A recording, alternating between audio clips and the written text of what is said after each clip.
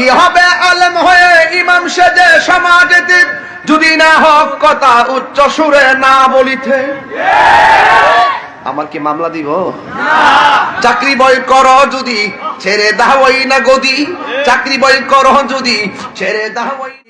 ইয়া নাফসি ইয়া নাফসি, সব নবীগণ বলবে ইয়া নাফসি। ও যুবকের দল, ও যুবকের দল, একমাত্র একজন পয়গাম্বর হাসরের ময়দানে বলবে ইয়া উম্মতি ইয়া উম্মতি। জুরে কন্যা সুবহানাল্লাহ। আল্লাহু আকবার বলেন না কেন?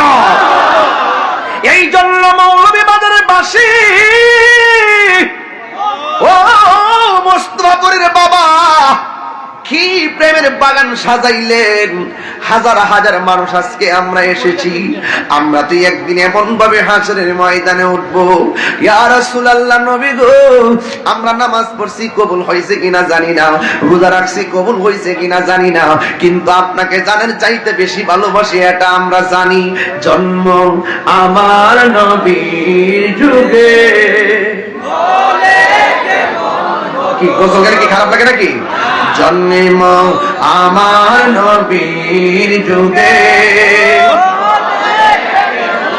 কত দুনয়নে রাসূল পাক দেখে কেমন হতো, দুনয়নে রাসূল পাক দেখিলে কেমন হতো। জন্ম আমার নবীর যুগে। আমি মনে করি দুইটা হাত তুললে পতাকা বানাইলে নবী আরো বেশি খুশি হবে। দেন না, বাংলার জমির দিকে হাত তুললে দুইটা পতাকা বানাই দেন। জন্ম আমার নবীর যুগে,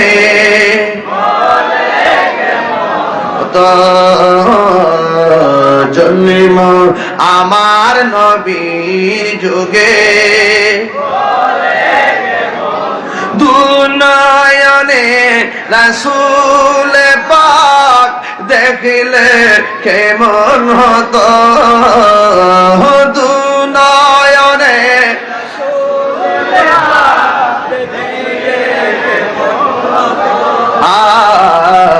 জন্ম আমার নবীর যুগে,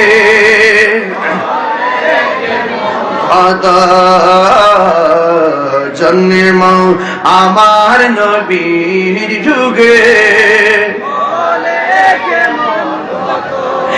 একটা জবান বন্ধ রাখবেন না। হাসরের ময়দানে আমার আল্লাহ রাব্বুল আলামিন হাবিব বলেন, কিছু কিছু মানুষের গায়ে সামনে সাপ থাকবে, সাপ, ওই সাপগুলো মুখের সামনে ফনা তুল্লা দাঁড়ায়া যাবে। এবার মানুষগুলা বলবে, সাপ রে, এমনি গরম পানির গরম, আবার কেন ঝাঁকে ঝাঁকে তোমরা আমার সামনে দাঁড়ায় গেছো? সাপে ডাক দিয়া কই, মুখটা হা কর।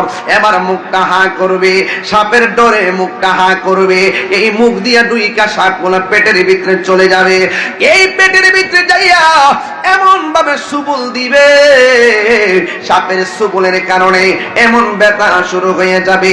এবার আল্লাহর হাবিব ডাক দিয়া বলবে, আল্লাহ, এই সাপগুলো কোথায় থেকে আসলো? আল্লাহ ডাক দিয়া বলবে, বন্ধু, এই সাপগুলো কি জানেননি? যারা দুনিয়ার জমিনে সুদ খেয়েছে, যারা দুনিয়ার জমিনে ঘুষ খেয়েছে, ওই হারাম টাকাগুলো হাসরের ময়দানে সাপে পরিণত হয়ে গেছে। এই জন্য যুবক ভাইরা আমার, আমি প্রায় মাহফিলের মধ্যে বলি, 500 রুটে পয়সা নষ্ট, যুবক নষ্ট মদে, কুসমাজে গ্রাম নষ্ট, খাদক নষ্ট সুদে। আমি এলাকাতে সুদ কোন নাই একবারে। 500 রুটে পয়সা নষ্ট। আচ্ছা, যা খাইলে খাইলে আজকে তওবা করে নিব। 500 রুটে পয়সা নষ্ট আছে নাকি? তা 500 রুটে আছে, 500 রুটে পয়সা নষ্ট, যুবক নষ্ট মদে, কুসমাজে গ্রাম নষ্ট, খাদক নষ্ট সুদে, টাউনে গুইরা ছাত্র নষ্ট, কীটে নষ্ট ফুল, অতি মায়াই বধূ নষ্ট, দুলাই নষ্ট চুল রে, হেলাই হেলাই কার্য নষ্ট রে। যদি অনেকে কইবা আমি গান গাইছি, কিন্তু কথাটা সত্য, কথা কোন ঠিক কিনা? 500 রুটে পয়সা নষ্ট। সিলেটের মানুষ তো ফান খান বেশি, 500 আপনার সিলেটের মানুষ তো ফান খান বেশি। 500 রুটে পয়সা লাগে নিও, 500 রুটে পয়সা নষ্ট, যুবক নষ্ট মদে। মদ খাইলে যুবক কি ভালো থাকে না খারাপ হয়? বাংলাদেশের একজন শাইখ বলে, শাইখ সুখ সুখ, উনি কি কই জানেন? উনি কয়, ওনারা একজন প্রশ্ন করছে যে মদ খাইলে শরীর নাপাক হয় কিনা। ওনারা প্রশ্ন করছে মদ খাইলে শরীর নাপাক হয় কিনা। উনি বলছে না, মদ খাইলে শরীর নাপাক হয় না। মদ খায়া নামাজে দাঁড়াই, যদি কে মদ খায় নেশাগ্রস্ত অবস্থায় হয়, নেশাগ্রস্ত অবস্থায় যদি হয় তাইলে নামাজে দাঁড়াইতে পারবে না। কারণ আল্লাহ বলছে লা তাকরাবুস সালাহ, তোমরা নেশাগ্রস্ত অবস্থায় নামাজের কাছে যাও না।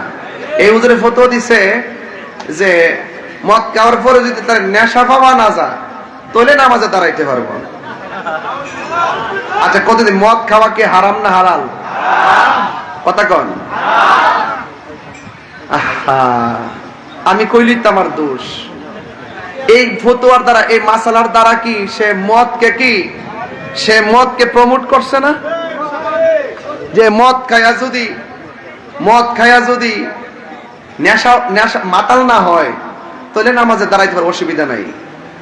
দেখেন ফতোয়া দিতে এমন এক অবস্থা হইছে যেটা কইটার উত্তর দেয়, জানলো উত্তর দেয়, না জানলো উত্তর দেয়। এইটা আমাদের দেশের সমস্যা। কথা কোন ঠিক না বেটে?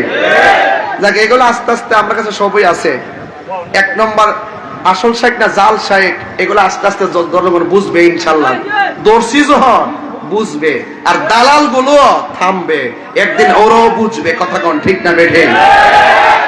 তো এখন আমার নামে কিছু কইতাছে ভাইরাল হওয়ার জন্য, এটা আমি বুঝতেছি। কারণ সারাদিন বক্তব্য দিলে তো 10-12 জন হয় না, একটু নামটা লইলে, তাহিরি বাবার নামটা লইলে কিছু ভাইরাল টারে ইনকাম ইউটিউবের দান্দা করতে কথা কোন ঠিক না বেটে? দেখে তুমি বেজান না, আমার নামটা ব্যবহার কইরা চলতেছে তো চলুক দে। কথা কোন ঠিক না বেটে? এই জন্য বলেন মদ খাওয়া কি হালাল না হারাম? নেশা হোক আর নেশা না, মাতাল হোক আর মাতাল না হোক, মদ খাওয়া কি হালাল না হারাম? আহা হা, জুয়া, কথা না, জুয়া লাভ হোক আর লস হোক, জুয়া কি হারাম। কথা ঠিক কিনা? সুদ হারাম। এই জন্য বলছি সুদ বাবা যাই করেন আপনার বিরুদ্ধে আমি না। আমার হাসরের মাঠের ওয়াজ দিচ্ছেন তো, এর লাগে এখন একটু সাইজ করতেছি। আপনি যতই মুমিন হন, নামাজ পড়েন, আমি দেখি প্রায় সময় মসজিদের প্রথম কাতারে তাহেজ, আবার সভাপতি হয়ে তাহে, আবার কমিটির সদস্য খবর লেয়া দিই সুদকুর নম্বর 1। একটা সুদখোর কোটি টাকার মালিক হতে পারে, মসজিদের সদস্য হওয়ার যোগ্যতা তারা না।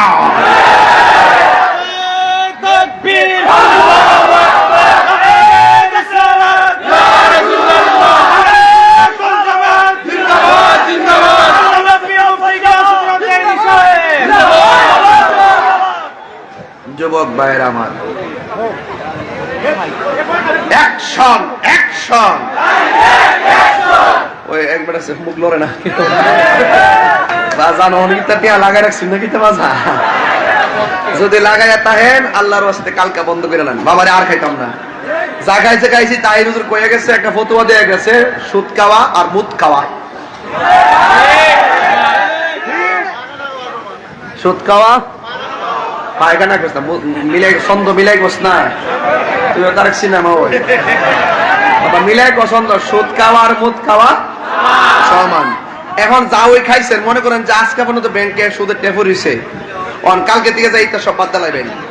যে আমরা তাহির হুজুর কইছে সুদের বলে, সুদ খাওয়ার বলে 70টা গুনাহ, সুদের বলে হারস না তো হারস না, সুদ খাওয়া বলে 70টা গুনাহ। এর মধ্যে সর্বনিম্ন গুনাহ হইল নিজের মায়ের সঙ্গে জিনা করা। আপনি জানেন না কি এটা খাইবেন? এটা খাইবেন?